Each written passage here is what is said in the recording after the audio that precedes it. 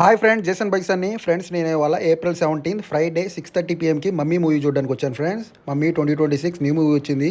గోరెంట్ల థియేటర్కి వచ్చాను friends. Screen 1లో అయితే ఆడుతుంది. సో ఈ మూవీకి వరుణ్తో పాటు వచ్చాను ఫ్రెండ్స్.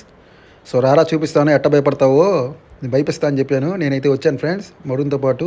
సో సినిమాకి వచ్చాను, మమ్మీ మూవీకి కూర్చున్నాం. సినిమా స్టార్ట్ అయింది ఫ్రెండ్స్.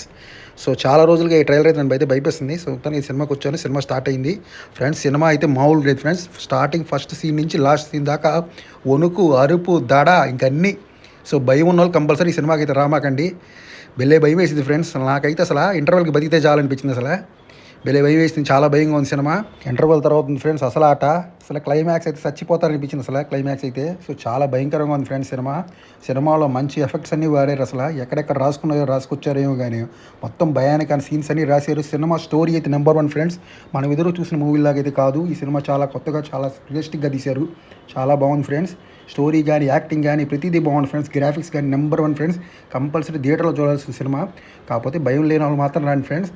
భయం ఉంటే మాత్రం చివరి క్లైమాక్స్ అయితే అసలు బయటికి వెళ్ళిపోతారు. మన వల్ల కాదనిపిస్తుంది. నాకైతే అసలు ఇంకా బొరుగు పుట్టింది. నేను ఇంకా వాడిని తీసుకొచ్చాను కాబట్టి ఉన్నా, లేకపోతే నేను దెంకెళ్ళేవాడిని. సో చాలా అయితే భయం వేసింది ఫ్రెండ్స్. సో మొత్తానికి అయితే సేవ్ అయ్యాను నేను. సో చాలా రోజులు చూద్దాం అనుకున్న హారర్ మూవీ ఎవరో ఒకరిని పట్టుకొచ్చి చూశాను మొత్తానికి.